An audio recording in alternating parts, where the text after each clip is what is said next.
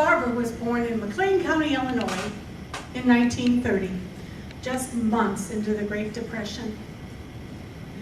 Both of her parents were very happy to have a child, but her father had just lost his job. Money was very tight.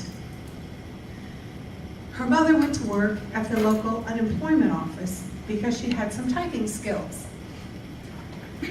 And soon, her father found a job in the sales force. Unfortunately, his territory was the nearby Indiana, so he only got to see his family on the weekends. And this went on for years. And when Barbara was in first grade, she was a very precocious child and very intelligent, and she loved going to school. Well, the nearby Kickapoo Indians had an old chief who needed to raise some money for his family and his tribe. So he decided he would approach the schools in Bloomington and ask them if he could demonstrate what it was like to live as an Indian on a reservation. And my heroine, Barbara, said, "Oh, that would be great. I want to go, Mama." And it cost a dime. And her mother thought about it, and she said, "Yes, we can afford for you to have a dime to see the Indian." And so the first day, Barbara took her dime. She put it in the pocket of her dress, and she skipped her way to school like she normally did. She got there, and when it was time to pay the dime, she dug in her pocket, and there was a hole. Oh dear, there was no dime in that pocket. She went over to the corner and lifted her skirt up. Maybe it was caught in her petticoat. No dime. Oh dear. Maybe she put it in the other pocket. No, nothing there. But just in case, she checked the petticoat on that side. No. It must have fallen out through that hole in her pocket. She was sad, but she had 3 days before the dime had to be paid. This was only day one. So that afternoon, she walked home, and as she walked home very slowly, checking every inch of her route to see if she could find the dime. Looking and looking. Never did. Now, her after-school routine was she was supposed to sit at the big dining room table, which her parents had pushed up under a big window in their apartment. So she sat there and she colored and she played with her paper dolls. And she watched for her mother to come home. When she saw her mother, she waved, and her mother would certainly say like this if it was okay for her to come out and meet her. And she was able to go out, and she went out and hugged her mom, and they went back into the apartment and they got ready for dinner. Barbara set the table, and her mother cooked up a simple meal. And her mother asked her how her day went. And she told her about learning new words, and learning to read, and learning to add. And then her mother said, "Did you pay your teacher the dime?"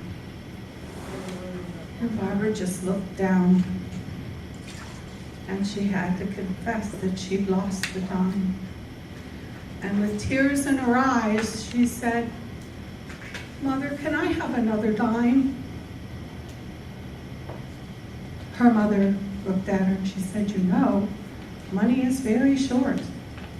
We don't have a lot of dimes. I will count what we have in our little kitty and see if I can spare you one more dime." The next morning, when Barbara got ready for school, there was a dime on the table. So she walked to school, but this time, she put the dime in her shoe, because she knew anything that went into those shoes stayed there. So she put the dime in the shoe, and she walked to school. She got there, and the teacher started to collect the dimes. Well, Barbara took off her shoe to get the dime. No dime. She took off her sock. No dime. Maybe it was in the other shoe. No dime. Other sock? No dime. Oh no, she lost another dime.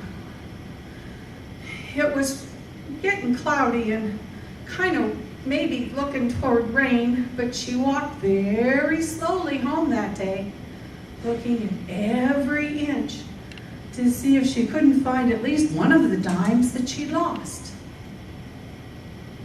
Never found the dime from today or yesterday. She sat at the big table at the big window. She didn't draw any pictures. She didn't play with her paper dolls. She just cried. And because it was raining when her mother was walking home, she didn't go out to meet her. And when her mother came in, there were as many tears inside as there were tears running down the big window. And her mother asked her what the problem was. And she said, "Mama, I lost another dime." And her mother shook. She gave her a big hug. She says, "I understand, but I don't know if we can spare another dime. I will have to check." Well, the next morning, there was another dime for Barbara to take to school. And this time, Barbara was very careful. She walked very carefully with that dime like this in her hands. Very slowly. She got to school. She was holding her hands so tightly. And when the teacher asked for the dimes, she opened her hands. Ah! There was no dime in that hand. But she looked in the other hand, and there it was, stuck to the hand. And so she paid her dime, and she got to see the Indian. When asked about it later, she said she remembered the old man.